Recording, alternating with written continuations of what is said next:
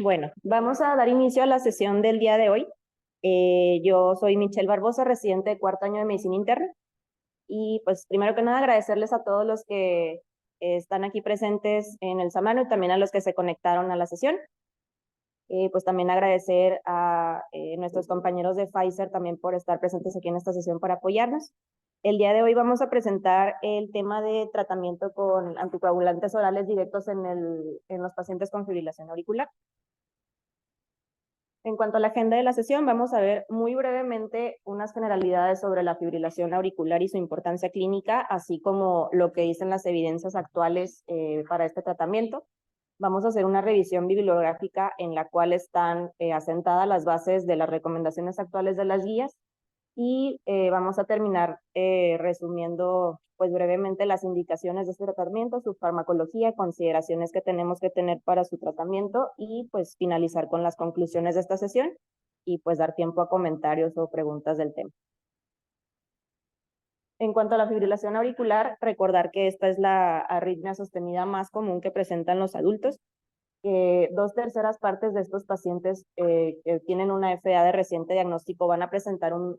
patrón paroxístico, sin embargo, tienen una probabilidad de 5 a 10% al año de que esto progrese a una fibrilación auricular persistente. Lo importante aquí que tenemos que recordar es la implicación clínica que tiene la fibrilación auricular, ya que se asocia a mayor riesgo de EBC tanto en hombres como mujeres,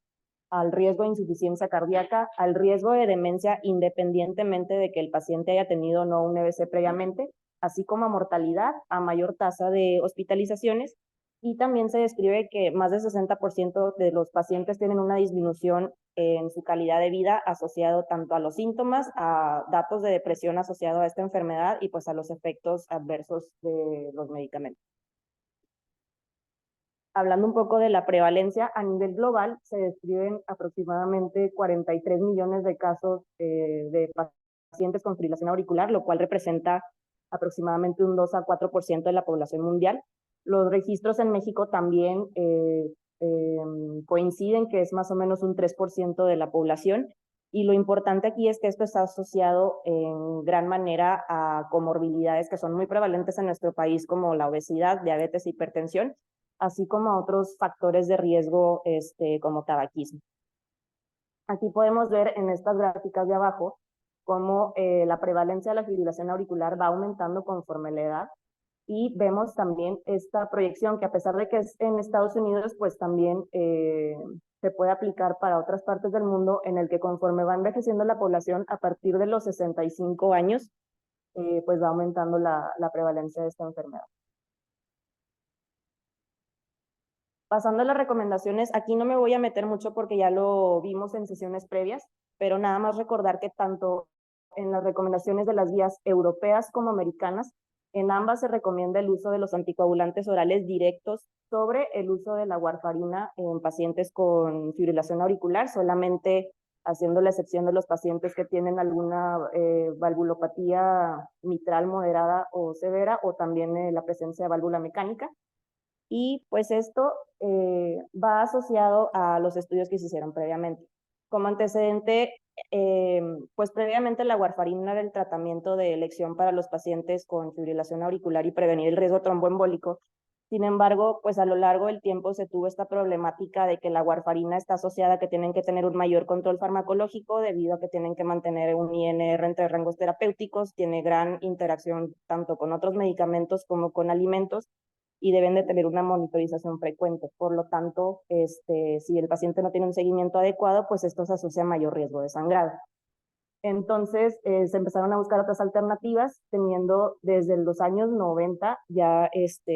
algunos ensayos clínicos. Tenemos los ensayos SPAF, que son sus siglas en inglés para Stroke Prevention in Atrial Fibrillation, en el cual en el primero tenemos que se comparó el uso de la aspirina contra placebo y de warfarina contra placebo, en los cuales se vieron que sí eran efectivos para la reducción del riesgo de eventos tromboembólicos. Sin embargo, aquí lo único es que no se compararon directamente estos dos fármacos.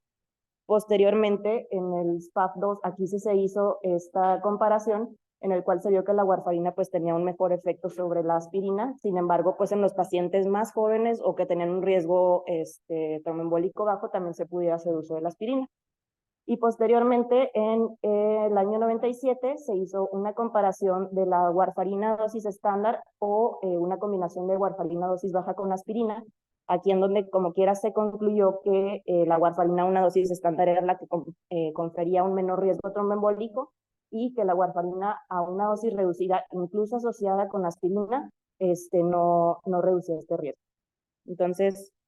ya viendo que aún así la warfarina pues tenía un mayor efecto en la reducción del riesgo tromboembólico, sin embargo, seguimos con esta problemática, por lo cual empiezan a surgir los ensayos clínicos en los cuales se incluyen pues, los nuevos anticoagulantes orales.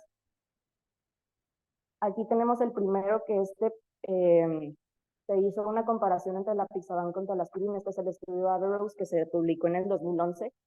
Este fue un estudio aleatorizado doble ciego en el cual se incluyeron a pacientes con fibrilación auricular que tuvieron un riesgo alto de EBC y que no fueran candidatos a recibir anticoagulación con warfarina. Aquí lo que pues, se quería determinar era si este anticoagulante era mejor que la aspirina, y los desenlaces que se estudiaron pues, fue el presentar un EBC ya isquémico hemorrágico o algún embolismo sistémico, y también valorar la presencia de sangrado mayor. Aquí se incluyeron pacientes de 50 años o más que hubieran presentado algún evento de fibrilación auricular en los últimos 6 meses previos al reclutamiento de este estudio, o que fueran pues detectados al momento de hacer un electrocardiograma en el día que se hizo el screening para el reclutamiento. Tenían que tener al menos un factor de riesgo para EBC, esto determinado por la escala CHATS-2, y no estar recibiendo warfarina al momento del reclutamiento. Se excluyeron a los pacientes que tuvieran alguna condición diferente a fibrilación auricular, que como quiera tuvieran que estar anticoagulados, alguna valvulopatía que requiriera manejo quirúrgico, algún sangrado mayor en los últimos 6 meses o alto riesgo de sangrado, el abuso de alcohol o toxicomanías, tener una expectativa de vida menor a 1 año, una insuficiencia renal grave, esta descrita como una creatinina mayor a 2.5 o un filtrado glomerular menor a 25, el aumento de transaminasas 2 veces mayor al límite superior normal, o una bilirrubina total también mayor a 1.5 el límite superior normal, y pues la alergia a la aspirina. Aquí se incluyeron 5.599 pacientes que fueron reclutados a lo largo de 36 países en 522 centros. En la aleatorización se incluyó a un grupo al que se le administró apixaban 5 miligramos 2 veces al día, a menos que cumplieran criterios para una dosis reducida, pues esta dosis fue de 2.5 miligramos, y al otro grupo pues se le dio el tratamiento con aspirina. Aquí cabe mencionar que estos pacientes, ya algunos pues ya habían recibido warfarina previamente, sin embargo, lo que más se observó en estos pacientes era que no podían mantener el INR en rangos terapéuticos. 21% nada más presentaba un riesgo de EBC moderado y 37% simplemente no quería usar la warfarina, entonces también por eso se le consideró que no era candidato al tratamiento con este fármaco. Lo importante de este estudio es que se vio en los desenlaces primarios que los pacientes con el uso de apixaban presentaron un beneficio muy franco en cuanto a la reducción de riesgo tromboembólico en comparación con la aspirina. Se les hizo un seguimiento con una media de 1.1 años, y aquí se vio que el desenlace primario de prevención de embolismo superó 4 veces las desviaciones estándar. Entonces aquí vemos la diferencia entre el grupo de apixaban, que presentó muy pocos casos en comparación con la warfarina, y pues se decidió que en comparación con la aspirina, el apixaban reducía el riesgo de EBC y embolismo sistémico en más de un 50%, esto sin aumentar de manera significativa el riesgo de sangrado. Entonces, ya teniendo esto como base, también se publican los 4 estudios pivote de los anticoagulantes orales directos contra warfarina. El primero que se publicó fue el RELY en 2009, el cual se comparó el uso de dabigatran contra la warfarina. Posteriormente, en 2011, se publican el ROCKET, que es de rivaroxaban, el Aristóteles, el apixaban, y por último el ENGAGE, que hablaba del tratamiento con endoxaban versus warfarina.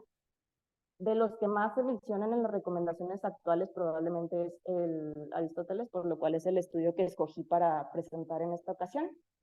Este pues se publicó en el 2011 en el New England Journal of Medicine, y pues se trató de comparar la efectividad de la apixaban contra warfarina en pacientes con fibrilación auricular.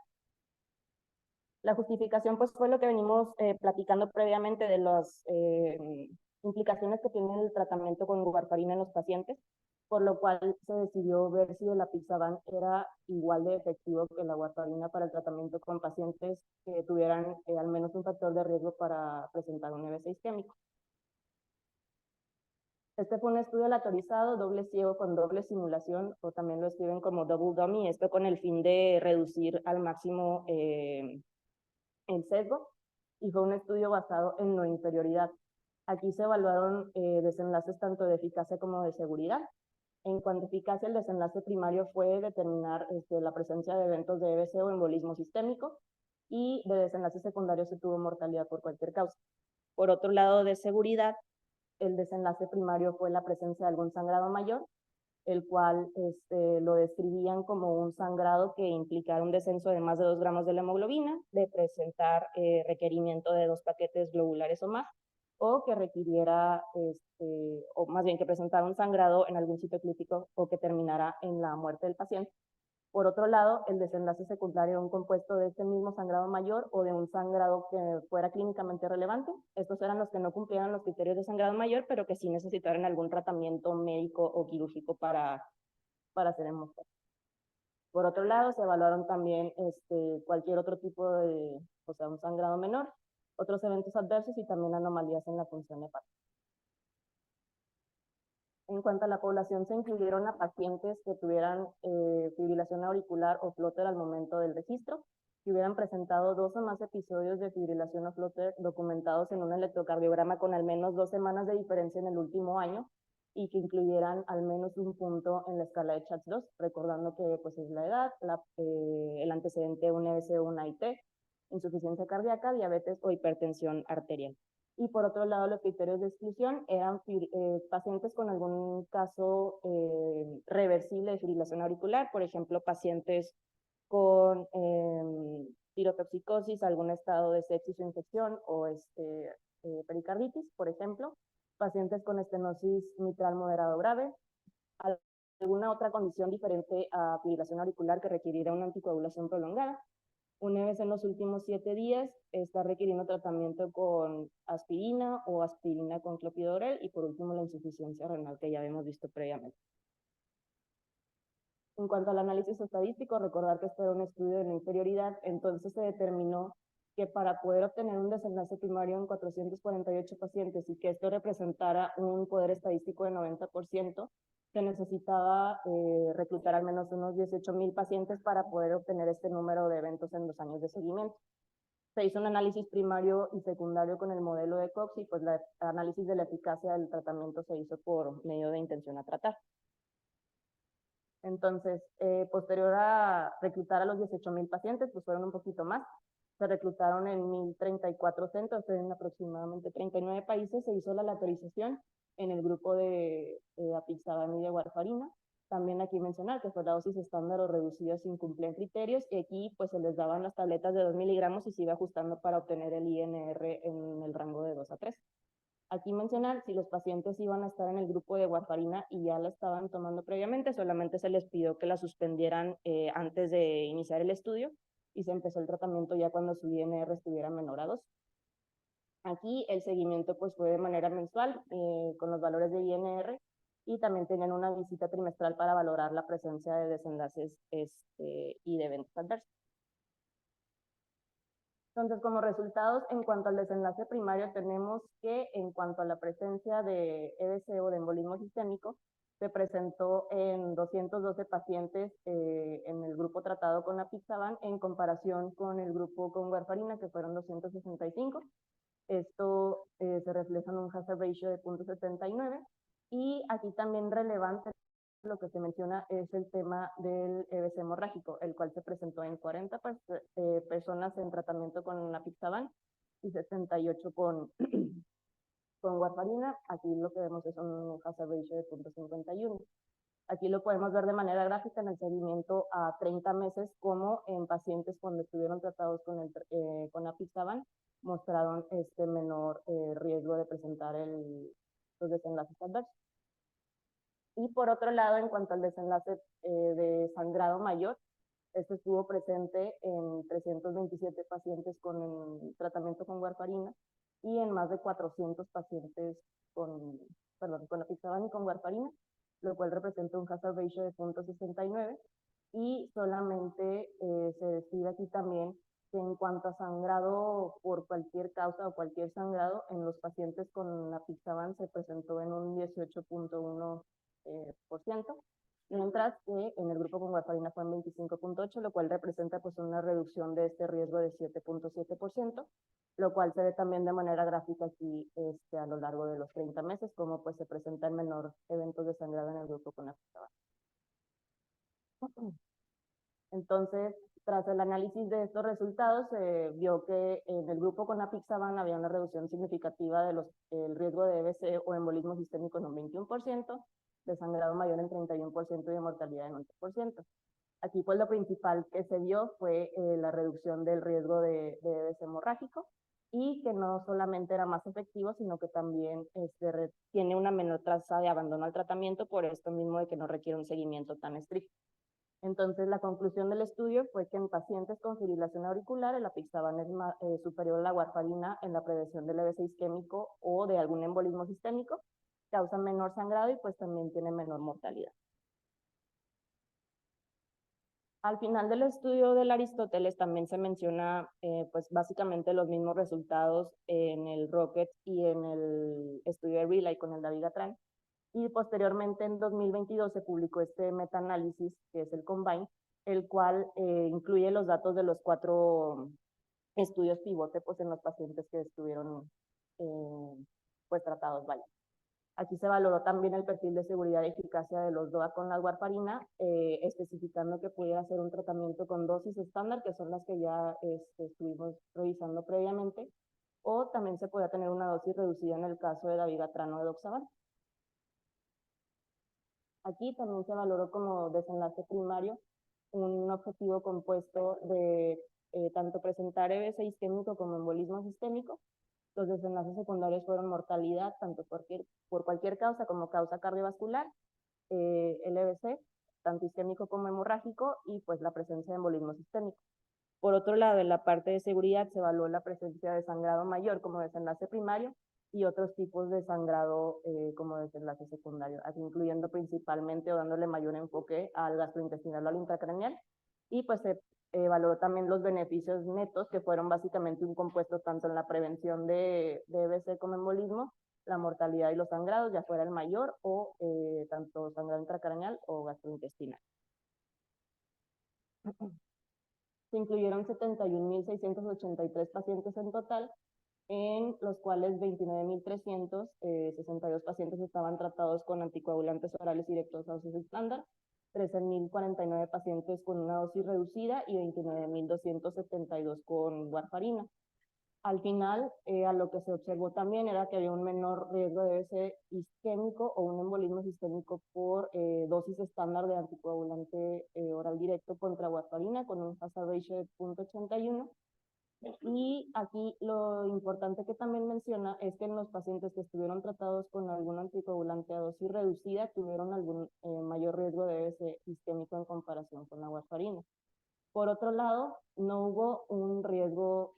significativamente mayor de sangrado con los DOAC a dosis estándar en comparación con warfarina, sin embargo, sí se describe el mayor riesgo de sangrado gastrointestinal. Entonces aquí lo podemos ver de manera gráfica. En esta gráfica superior, el desenlace de EBC o embolismo sistémico, en el cual pues sí se ve una diferencia significativa en cuanto al uso de dosis estándar de los DOAC, pero en la dosis reducida pues sí se ve que es un poquito mayor que con la warfarina. Sin embargo, en los demás desenlaces de sangrado o de mortalidad, pues el efecto, al menos en el tratamiento con warfarina, pues sí presentaban mayor riesgo de presentar estos desenlaces en comparación con la warfarina. Entonces, ya sabiendo que en general los anticoagulantes orales directos eran mejores que la warfarina en el tratamiento para la prevención de riesgos tromboembólicos,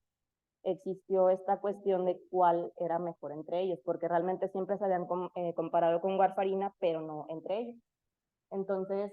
se publica en el 2022 este registro, que es el GLORIA, el cual comparaba la efectividad y la seguridad entre ellos mismos en pacientes con fibrilación auricular. Este fue un estudio global prospectivo en el cual estuvo siguiendo a los pacientes durante 3 años. Y aquí, pues, la población que estuvo incluida fueron pacientes de 18 años de más con una fibrilación auricular de diagnóstico reciente, con un CHA2-VASc mayor o igual a 1 punto. Se excluyeron a pacientes que ya tuvieran alguna válvula mecánica o alguna valvulopatía que requiriera de tratamiento de reemplazo, que hubieran estado en tratamiento con warfarina por más de 70 días, alguna causa de fibrilación auricular reversible, como las que revisamos previamente, o alguna otra condición que requiriera el uso de anticoagulantes orales de manera prolongada. Independientemente del tratamiento que siguieran, ellos estuvieron en seguimiento por 3 años y lo que se valoró pues fue presentar el desenlace de EBC, tanto isquémico o hemorrágico, el sangrado mayor, algún infarto miocardio y la mortalidad por cualquier causa. Se compararon estos 3 grupos, fue dabigatran contra rivaroxaban, en el cual se vio que el dabigatran presentaba menor incidencia de sangrado en comparación con rivaroxaban, sin tener algún otro desenlace significativo. Todo lo demás fue relativamente pues, similar. En el caso del dabigatran y apixaban también fueron riesgos similares en cuanto a ABC, sangrado y otros desenlaces. Y el último grupo fue el de rivaroxaban contra apixaban, en el cual sí se vio que el rivaroxaban presentaba mayor riesgo de sangrado. Pero el resto de los desenlaces pues mostraron resultados muy similares. Aquí lo podemos ver de manera gráfica, en donde se incluyeron, pues nada más mencionar, 21,000 pacientes que fueron seguidos por 3 años, y vemos aquí lo que les mencionaba, que en cuanto al sangrado, pues es más que nada que el rivaroxaban presenta mayor tasa de sangrado en comparación que el dabigatran con el apixaban, mientras que estos dos presentan pues realmente efectos muy similares. Entonces, realmente siempre se menciona esto, o sea, considerar la tasa de sangrado, considerar las características del paciente, porque pues esto va a definir también la conducta que nosotros vamos a tener. Hay que conocer las características de los tratamientos que nosotros tenemos, principalmente mencionar que tenemos estas 2 clases, son los inhibidores del factor 10A, que son el apixaban, rivaroxaban, indoxaban, y por último, los inhibidores de trombina, pues que incluimos el dabigatran. Hay que ver las diferencias en su biodisponibilidad, principalmente también el efecto que se puede ver afectado con el consumo de alimentos. Recordar principalmente que tiene un metabolismo hepático, y pues también la dosis, el tiempo de acción y también la eliminación, porque pues esto también depende de las recomendaciones en las dosis que lo vamos a estar utilizando. Entonces, nada más recordar rápidamente las dosis de estos medicamentos y las consideraciones que tenemos que tener para su ajuste. En el caso de la apixaban, recordar que si tienen pacientes con 2 o más de los siguientes, que es que pesen 60 kilos o menos, que tengan 80 años o más y una creatinina arriba de 1.5, se reduce esta dosis a 2.5 miligramos 2 veces al día. En el caso de dabigatran, la dosis estándar puede ser de 150 o 110 miligramos 2 veces al día, pero aquí en los estudios, en el caso de su estudio pivote que el Relay, no se mencionaba ningún requisito para reducir la dosis. El edoxaban pues era más que nada el ajuste renal o el estar usando algún inhibidor, perdón, como el uso de dronaderona, verapamil, etcétera, y el rivaroxaban pues es más que nada por ajuste. Mencionar aquí, esto también es importante para nosotros, sobre todo porque vemos una población donde hay pues una gran incidencia de tanto hepatopatía como de ya datos de enfermedad renal crónica, el ajuste que tenemos que hacer dependiendo del filtrado glomerular. Eso es en el caso de enfermedad renal, y esto es en el caso de pacientes con hepatopatía, en el cual vemos que los 4 se pueden utilizar en caso de presentar Child A. En Child B pues nada más estaría usar con precaución todos menos el rivaroxaban, y en un Child C pues ya está muy contraindicado. Y esta gráfica, pues recordar el seguimiento que se debe tener en caso de presentar riesgo de sangrado, hepatopatía y pues enfermedad renal. Aquí vemos en el círculo de afuera, pues qué tan frecuente deben de ser estas revisiones. Y pues no dejar de lado a los adultos mayores, que también son gran parte de nuestra población, en los cuales tenemos que considerar estos factores. La polifarmacia, pues principalmente el uso de AINES, inhibidores o fármacos antiácidos, etcétera, la fragilidad y las caídas, en los cuales esto se menciona que a pesar de que los pacientes pues, los vean frágiles o con alto riesgo, pues también el beneficio supera al riesgo de sangrado intracraneal en dado caso, entonces no dejar de indicar la anticoagulación. En el caso de las comorbilidades se menciona sobre todo ya los datos de enfermedad renal crónica y pues obviamente también valorar la calidad de expectativa de vida de los pacientes. Aquí, en estos casos, en los adultos mayores, pues se recomienda de primera instancia el uso de apixaban, segundo rivaroxaban, endoxaban. El único que no se estaría recomendando es el dabigatran porque está asociado a mayor riesgo de dispepsia y de sangrado gastrointestinal. Y pues no olvidar, perdón, reducir la dosis conforme a las consideraciones, sobre todo pues en estos dos, ¿no? Y pues a manera de conclusión, recordar que a pesar de que nosotros nos enfocamos mucho en el control de la enfermedad en cuanto al riesgo tromboembólico, a lo mejor al control de frecuencia o de ritmo, pues no hay que dejar de lado el control de factores de riesgo pues que también se asocian a la aparición de la fibrilación auricular y por lo tanto a los riesgos de mortalidad y mayor complicación cardiovascular, que pues los anticoagulantes orales directos han resultado ser efectivos para la prevención de BCs y embolismos sistémicos con menor riesgo de sangrado en comparación la warfarina, y pues recordar que siempre tenemos que estar muy pendientes de cada paciente, de sus necesidades, de cómo va cambiando a lo largo de tiempo el estado clínico del paciente para ver cuál es la mejor alternativa de tratamiento para cada uno. Y eso sería todo por mi parte, no sé si alguien tenga alguna duda o comentario.